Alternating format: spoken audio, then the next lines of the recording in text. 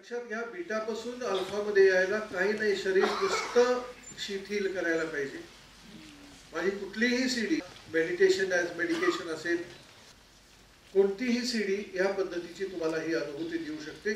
पण ही अनुभूती तुम्ही जर प्रॅक्टिस केलीत आणि हा जो शरीर शिथिल झाल्याने, हे झोपूनही करू शकता तुम्ही विचारावर, पण झोपून केल्यानंतर भीती अशी आहे की आपण झोपू शकतो. इथं बरेच लोक मला झोपलेले दिसले तरी एका मिनिटात मान टाकले. झोपून उपयोगी नाही, कारण ही रिलॅक्स झालेली अवस्था आपण अनुभवली पाहिजे जागं राहून. त्यावेळेला मेंदू अल्फामध्ये येतो आणि बाकी काही न करता नुसता तुमच्यामध्ये तुमच्या स्त्रोताशी असलेला आनंद जरी तुम्ही एक्सपिरियन्स करू लागला तरी तुमची बॉडी फ्रिक्वेन्सी वाढायला लागते आणि तुम्हाला जे साध्य करायचं आहे त्याची अलाइनमेंट ऑटोमॅटिकली तुम्हाला मिळेल. आणि म्हणून पुढचा भाग आहे, 3 गोष्टी मी तुम्हाला सांगितल्या, बिलीफ, क्लॅरिटी, ब्लॉक्स रिमूव्ह करणं, या 3 गोष्टी सांगितल्या. आणि चौथी गोष्ट आहे व्हिज्युअलायझेशन.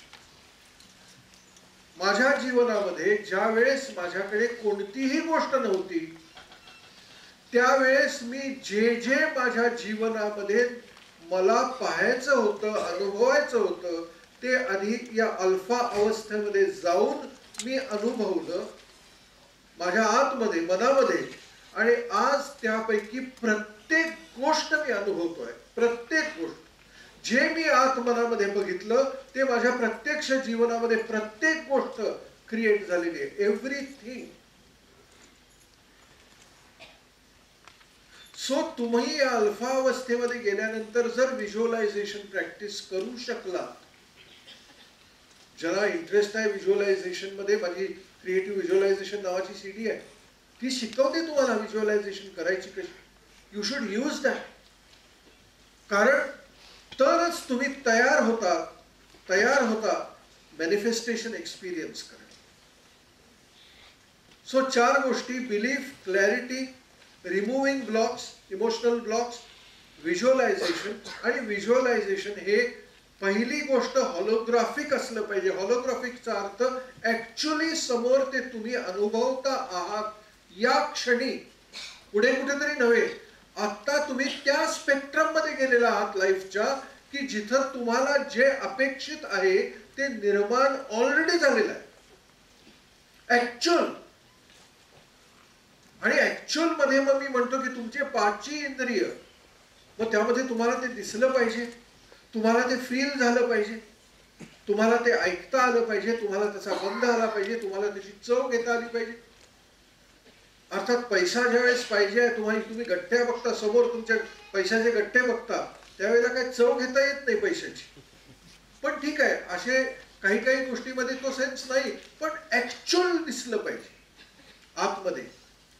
हे क्रिएटिव्ह व्हिज्युअलायझेशन मधले किंवा ही माइंड एनर्जी वापरण्यामध्ये हा एक महत्वाचा भाग आहे. आणि हे मी का तुम्हाला सांगायला लागलोय, मी हे फॉलो करून अनुभवतो आहे आज सगळं. So this is possible. मी या मेथडनी गेलो आणि ओरिजिनली या मेथडनी गेलो नाही, ही शेवटी मला ही मेथड काय आहे हे समजून घेण्यासाठी मी या मेथड पर्यंत. सो ह्या 4 गोष्टी आहेत. पहिली बिलीफ, दुसरी क्लॅरिटी, तिसरी रिमूव्हिंग ब्लॉक्स, चौथी व्हिज्युअलायझेशन, 5वी पोझिशनिंग. पोझिशनिंग हा फार महत्वाचा भाग आहे. पोझिशनिंगचा अर्थ तुम्हाला जे प्राप्त, आता प्रत्येकाला इथं समृद्ध व्हायचं आहे, कारण समृद्धीच पाहिजे प्रत्येकाला कुठल्याही फॉर्ममध्ये. मग तुम्ही आतमध्ये तुमच्या समृद्धी आहे का? How do you feel in side?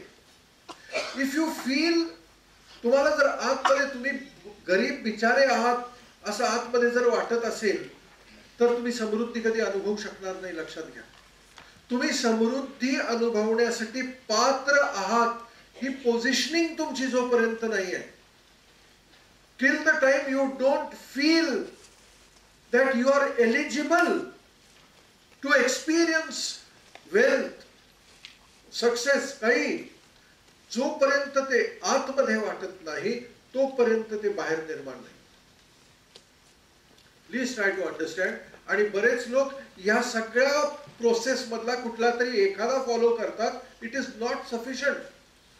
अहो, डोंगर चढायला आपण गेलो तर 100 गोष्टी आपल्या बरोबर पाहिजेत. अगदी दोरीपासून, ऑक्सिजनच्या बाटलीपासून, बुटापासून, ते कपड्यापासून, आणखीन काय काय, अगदी कापूर बरोबर ठेवण्यापर्यंत इतक्या गोष्टी आपल्याला पाहिजेत. इथं तर आपण काहीतरी वेगळं जीवन निर्माण करण्याचा प्रयत्न करतोय. इथं फुल इक्विप्ड पाहिजे आणि कुठली तरी एखादी गोष्ट करून चालणार नाही. ही ह्या पद्धतीत सगळ्या गोष्टी केल्या पाहिजेत. आणि पोझिशनिंग, तुम्ही आत कुठं पोझिशनिंग करता, तुम्हाला आत काय वाटतं,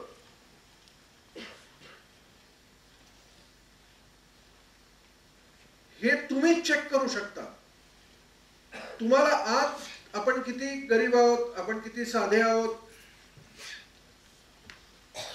आपल्यामध्ये काहीतरी कमी आहे, आपल्याला कोण विचारत नाही, आपल्यावर कोण प्रेम करत नाही, आपल्याला आपलं नशीबच नाही, आपल्याला कोण सपोर्ट करणार नाही, या भावनेनी तुम्ही जर आयुष्य जगत असाल तर that is your positioning. You will stay there. आतमध्ये तुम्हाला असं वाटलं पाहिजे, तुमच्याकडे आत्ता काही नाही आहे, ओके, पण तुम्हाला आतमध्ये असं वाटलं पाहिजे की तुम्ही जीवनामधल्या सगळ्या चांगल्या गोष्टी अनुभवण्यास पात्र तरी आहात. And that feeling you should carry. मित्रांनो, मी नेहमी एक टेक्निक सांगतो, जे आज तुम्हाला पुन्हा एकदा सांगतो, कारण जे जे लोक हे टेक्निक फॉलो करतात ना, त्या त्या लोकांना विलक्षण अनुभव येतो. टेक्निक काय? रोज सकाळी आरशासमोर उभं राहायचं. बघा, सिंपल आहे. रोज करा, 1 महिना करा आणि बघा अनुभव तुम्हाला काय येतो. रोज आरशासमोर उभं राहायचं, आरशामध्ये बघायचं, ते आपली जी रिफ्लेक्शन आहे त्या रिफ्लेक्शनच्या डोळ्यामध्ये बघायचं, आणि जे आपण आहोत त्या आरशामध्ये, त्या आरशातल्या आपल्याला फक्त 2च गोष्टी अंतःकरणापासून त्याला सांगायच्या. पहिली गोष्ट थँक्यू, आणि दुसरी गोष्ट आय लव्ह यू. आपण दुनियाला love you love you love you करतो, स्वतःला लव्ह यू कधीच म्हणत नाही. कधी म्हणतो आपण स्वतःला की I love you? We never. आणि मग स्वतःला म्हणजे ह्या व्यक्तीला नव्हे, या व्यक्तीला जिवंत ठेवणारा जो सोर्स आहे ना आतमध्ये, त्याला मी थँक्यू, आय लव्ह यू. तुम्ही रोज हे करा. 1 महिन्यानंतर काय अनुभव येतो आत पोझिशनिंग मध्ये ते तरी बघा. लोक तुम्हाला महत्व द्यायला लागतील, ऑटोमॅटिकली लोक तुम्हाला कॉम्प्लिमेंट करायला लागतील. तुम्ही तेच आहात की अरे किती छान दिसायला लागलाय. तुम्ही आलात तर लोक तुम्हाला जागा वेगळा देतील, जे एरवी तुम्हाला विचारत पण नाही. The whole system changes. करून बघा, 1 महिना कमीत कमी रोज सकाळी आरशामध्ये बघायचं. किती वेळ? 1 मिनिट, 2 मिनिटं. डोळ्यामध्ये डोळे घालायचे समोरच्या त्या रिफ्लेक्शनच्या, आणि त्याला म्हणायचं की thank you and I love you. दिवसातून 2 वेळा करू शकलात तर more the better. Try doing it. So positioning, एक लक्षात घ्या, दिस इज व्हेरी इम्पॉर्टंट. जी माणसं पोझिशन करत नाहीत ना आणि हे बाकी सगळं करतात, इट हॅज नो व्हॅल्यू. तुम्ही पात्र आहात. पात्र आहात म्हणतोय की तुम्ही श्रीमंत आहे. कितीतरी लोक स्वतःला कोणतरी आपण ग्रेट आहोत असं समजून वावरतात. मी त्या ग्रेटनेस बद्दल बोलत नाही, की मी जीवनामधली सगळी समृद्धी अनुभवण्यास पात्र आहे, हे फिलिंग आतमध्ये पाहिजे. ते फिलिंग ठेवून जर तुम्ही आयुष्य जगायला लागलात तर तुमची व्हायब्रेटरी फ्रिक्वेन्सी ऑटोमॅटिकली बदलते. 5 गोष्टी झाल्या. 6वी गोष्ट जी माझ्यासाठी सगळ्यात महत्वाची आहे आणि जी या माइंड एनर्जीज वापरताना फार पॉझिटिव्हली आपल्याला इफेक्ट देते, ती म्हणजे अवॉइड डेस्परेशन. म्हणजे काय? कितीतरी लोकांना ज्यावेळेस अशी साधना ते सुरू करतात, त्यांना इतकी घाई असते की अरे अजून झालं नाही, अजून झालं नाही, अजून झालं नाही. 15 दिवस मी हे करतोय, अजून काहीच नाही, अजून काहीच नाही. हे रिझल्ट बघण्याची जी धडपड आहे, जी आसक्ती आहे, जे डेस्परेशन आहे, हे डेस्परेशन जोपर्यंत राहील तुमच्या आतमध्ये तोपर्यंत परिणाम दिसणार नाही. यूज देऊ नका डेस्परेशन. कारण ज्या वेळेस तुम्ही एखादी बी जमिनीमध्ये पेरता त्यावेळेस ती उगवून येण्यासाठी अधीर असत नाही. तुम्ही निसर्गावरती सोडता कारण तुम्हाला माहिती असतं की तुम्ही पेरलेली बी उगवून येणार. निदान येण्याची शक्यता तरी आहे. अपघाताने एखाद्या वेळेस येणार नाही पण 99% टाइम येणार आहे. असं तुमचं असलं पाहिजे की तुम्ही जे काही या साधनेच्या माध्यमातून क्रिएट करत आहात आतमध्ये त्याच्याबद्दल तुम्ही झिरो डेस्परेशन मध्ये गेलं पाहिजे. Don't be desperate. Be sure that you will be guided. कधी कधी त्यावेळेला काहीतरी चुकीचं घडल्यासारखं वाटतं, निगेटिव्ह घडल्यासारखं वाटतं, अपोजिट घडल्यासारखं वाटतं. घडू दे, डोंट बॉदर. अब्दुल कलाम ज्या वेळेस त्या एअरफोर्सच्या परीक्षेला गेले होते, पहिले 8 लोकांना निवडला आणि ह्यांचा नंबर 9वा होता. एका नंबरनी मिस झाला.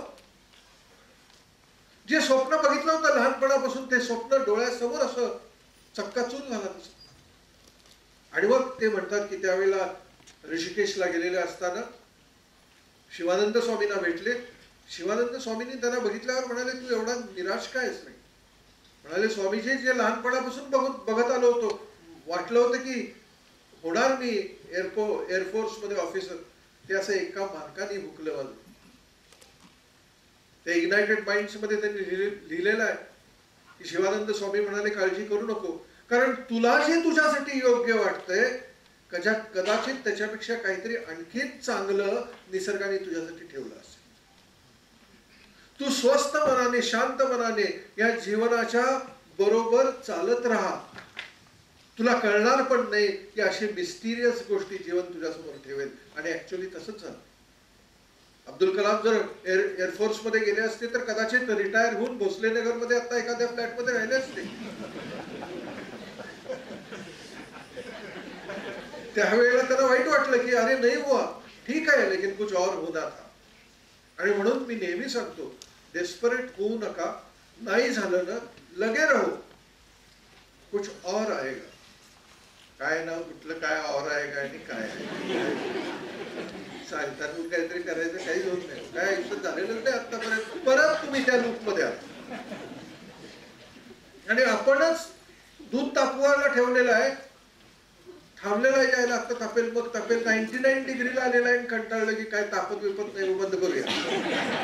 अरे 1 डिग्री थांबला असता ते उकळलं असतं. 1 डिग्रीची गरज. सो लक्षात घ्या, हे मंत्र आहे. ही जी सांगायला लागलो ना, ही मंत्र आहेत. माइंड एनर्जी ऍक्च्युअली एक्सपिरियन्स करायची. आणि त्यातला हा भाग आहे की डेस्परेट होऊ नका. Go on zero desperation. आणि सातवी गोष्ट आहे डिटॅच व्हा परिणामापासून. करके छोड़ दो. एकतर अस्थिर होऊ नका, अगतिक होऊ नका. आणि शेवटची गोष्ट आहे डिटॅचमेंट, जी मला असं वाटतं की 99% लोकांना जमत नाही, कारण ते इतके चिकटलेले असतात त्यांना जे पाहिजे आहे त्याच्यापासून. आणि मला असं वाटतं की तो चिकटा सोडून द्या. करके छोड़ दो, देखो क्या. मी हे सगळं माइंड सायन्स ऍक्च्युअली 1970 सालापासून समजून घेण्याचा प्रयत्न करतोय. रिलेटिव्हली लहान होतो, पुस्तकं वाचून काहीतरी करायचा प्रयत्न करत होतो. त्यावेळेस तर काही पुस्तकं पण उपलब्ध नव्हती, इंटरनेट नव्हतं, काय नव्हतं. जे काय मिळेल त्या एवढ्याशा सोर्स मधून काहीतरी निर्माण करायचं. पण 1970 पासून ध्यास घेतला मी याचा की का कोणास ठाऊक आतून मला असं वाटत होतं की ये कुछ है. नेपोलियन हिलचं पुस्तक वाचलं होतं, थिंक अँड ग्रो रिच. काही कळलं नव्हतं, काहीच कळलं नव्हतं. पण एवढं टायटल कळलं होतं की थिंक अँड ग्रो रिच.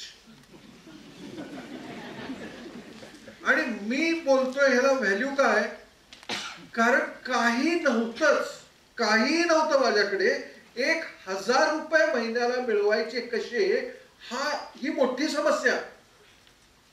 कारण कुठूनच दरवाजे ओपन नाहीत. सायकोलॉजीमध्ये पोस्ट ग्रॅज्युएशन वगैरे केलेलं, सायकोलॉजिस्ट म्हणून दुकान काढून बसलो. मित्राचं ऑफिस होतं. मित्र म्हणाला की ते ऑफिस रिकामं पडलेलं आहे, तिथं चालू कर तुझं कन्सल्टेशन. मग कन्सल्टेशन, भीती वाटली आधी बोर्ड लावायची. मग पेपरमध्ये जाहिरात दिली, छोट्या जाहिराती, मानसिक ताण तणाव वगैरे वरती उपचार असं काहीतरी. जाऊन सकाळी टाय बी घालून बसलो. माशी पण नाही. 8 दिवस बसलो, कंटाळलो, बसलो, सोडून दिला धंदा, बंद केला. मी ऍक्च्युली काही नाही हे इतकं अनुभवलंय जीवनामध्ये,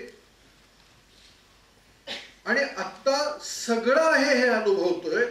आणि हे काही नाही आणि सगळं आहे हा जो प्रवास आहे, या प्रवासामध्ये या पद्धतीनं मला सगळ्यात जास्त साथ दिली. म्हणून मला असं वाटतंय की अरे मी हे अनुभवलेलं आहे. तुम्ही अनुभवून, जे मी बघितलंय, जे मी अनुभवलंय, ते तुम्ही अनुभवू शकताय. करा तरी, करके तो देखो. आणि म्हणून तळमळ आहे आतमध्ये की अरे हो सकता है, हो सकता है, करो. परवा सहज विचार करता असं वाटलं की आणखीन काय पाहिजे तुला जीवनामध्ये, आणि आतमधून असं उत्तर आलं, काही नको. आय डोंट वॉन्ट एनिथिंग मोर. कारण जेवढं हवं होतं तेवढं सगळं उपभोगतो आहे आज. आय डोंट वॉन्ट एनिथिंग मोर. आणि तो माणूस की आय डिडंट हॅव एनिथिंग, अशा अवस्थेमधून या अवस्थेमध्ये आनंदी आहे, अतिशय आनंदी आहे. आणि हा जो फॉर्म्युला आहे, श्रद्धा ठेवा, क्लिअर व्हा, आत असलेले निगेटिव्ह ब्लॉक्स काढून टाका, अल्फाची प्रॅक्टिस करा, व्हिज्युअलाइज करा, डेस्परेट होऊ नका, आणि डिटॅच व्हा परिणामापासून. या फॉर्म्युल्यामध्ये, या फॉर्मॅटमध्ये जर तुम्ही साधना तुमची केली, whatever you want to follow, तुम्ही जर केलं तर त्याचा परिणाम तुम्हाला सिग्निफिकंटली आल्याशिवाय राहणार नाही. मला असं वाटतं की हे जे काय तुमच्या समोर मी मांडायचा आता प्रयत्न केलाय, हे माइंड अलाइनमेंट आहे, माइंड अलाइनमेंट. पण ह्याच्यापेक्षा इम्पॉर्टंट आहे सोल अलाइनमेंट. 7 गोष्टी माइंड अलाइनमेंट मध्ये आहेत आणि 7 गोष्टी सोल अलाइनमेंट मध्ये आहेत. सोल अलाइनमेंट काय आहे हे मी तुम्हाला एका ब्रेक नंतर सांगतो. Something very interesting. कारण मी म्हणणाऱ्यांचे आयुष्य या सोल अलाइनमेंट नंतर बदललेली मी बघितली. So what is it? Let us try to understand.